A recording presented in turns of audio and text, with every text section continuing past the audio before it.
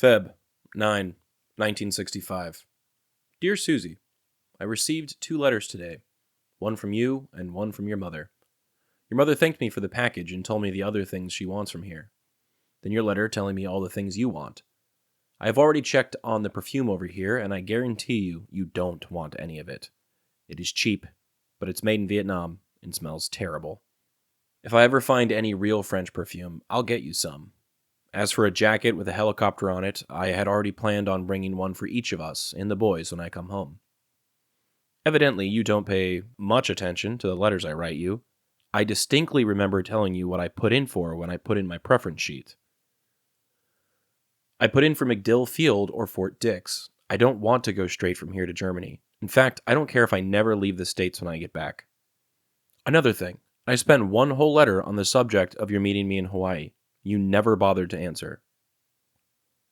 As to the subject of your smoking, I certainly can't say anything against it if you want to smoke, and I remember suggesting a long time ago when you wanted to lose weight that smoking would do it.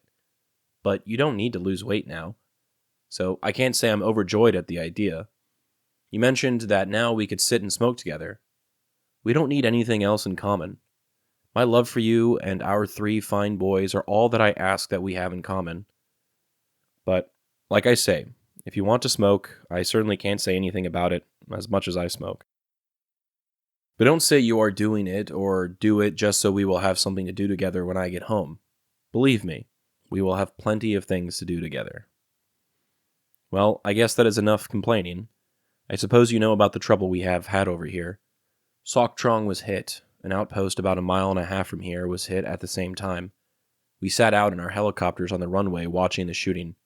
We were all scared to death that they were going to hit us next, but they never did. But it is still hard to relax around here. We all know that we are overdue to be hit. This is the only airfield in Vietnam that has not been hit yet. Anyway, I guess I will stop complaining for one time. I guess you can tell the kind of mood I'm in. We are on the 15 standby to evacuate this area, and every time I hear the least noise, my heart stops.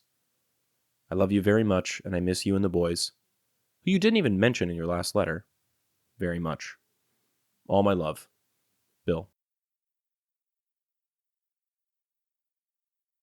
If you haven't listened to the past few episodes yet, you'll likely be a bit lost for the rest of today's episode. Long story short, I've split up a piece of my writing, and I'm presenting it across a few episodes. I recommend going back and listening to the earlier part. Anyway, here's the conclusion to Finding My Grief.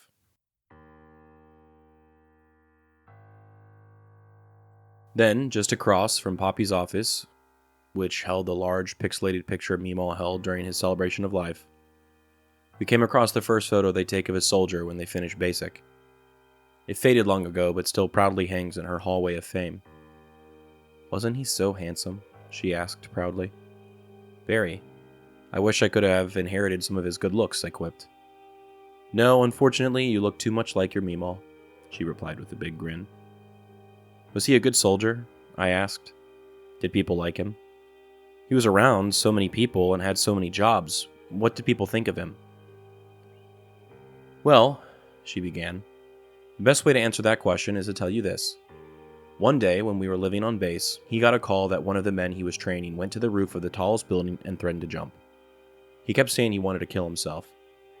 For some reason, they called Bill. I didn't think it was a good idea to call him out there, but they wanted him.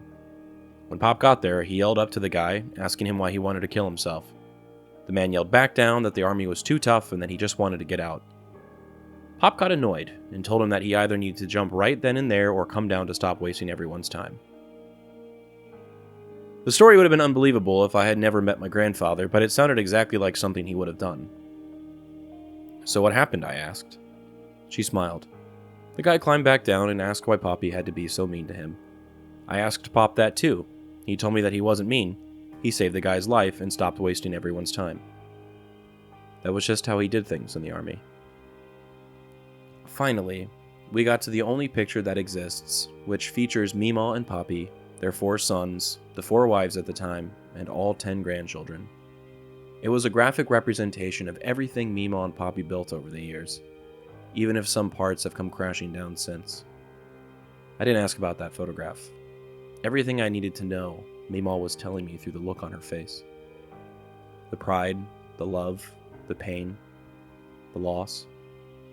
It was all there. I was there too. The youngest, but certainly not the smallest. My curly blonde hair blowing in the breeze, standing just in front of Popi and his muted smile. He wasn't the perfect grandfather, father, or husband for that matter, but I still miss him, Al. Me too, Mema. Do you still think about him? Every day. In the years since, Mema has shared with me something that she and Popi used to say to each other. We were two halves and we still couldn't make a whole. They may have felt that way, but at the very least, to me, they were whole. It was on that trip when we walked through her rickety trailer and sorted through the things they accumulated over 55 years that I found my grief. I was no longer angry at Popi or his decisions. I didn't resent his apathy or his beliefs. I realized that I couldn't understand why he made the choices he made, but I could try. Among the slides of Vietnam, letters to Mema, VHSs no one wanted, large collection of stolen beer glasses from Germany, and mountains of dusty sheets, I found my grief. It was the first real step I could take towards healing from his loss. I may have once been that angry teenager. I may have stayed that way for a long time.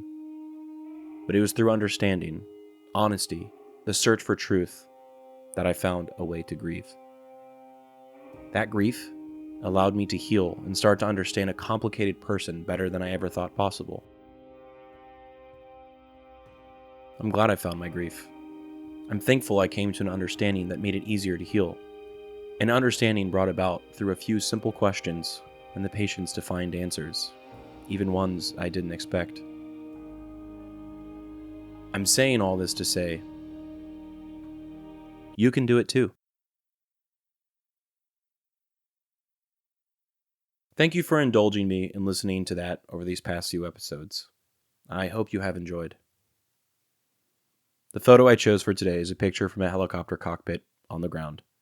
It is aimed at another helicopter. They are sitting in a field with a forest around them.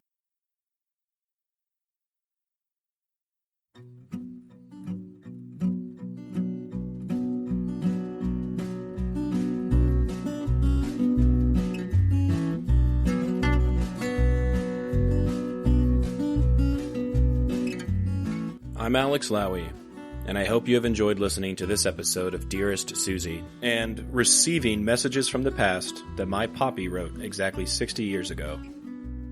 I sincerely appreciate your time and interest. Please consider following the podcast on your preferred platform, and if you're enjoying it, I kindly ask that you take the time to rate the show and leave a review. Also, please follow the project on YouTube, X, and Instagram. All likes, comments, shares, and reviews will help grow the reach of this story. The links for these things should be in the description of this episode. Please feel free to email me at dearestsuziepodcast@gmail.com if you have anything you'd like to say. I'd love to chat or to hear about your stories as well. Thank you for listening, and God bless.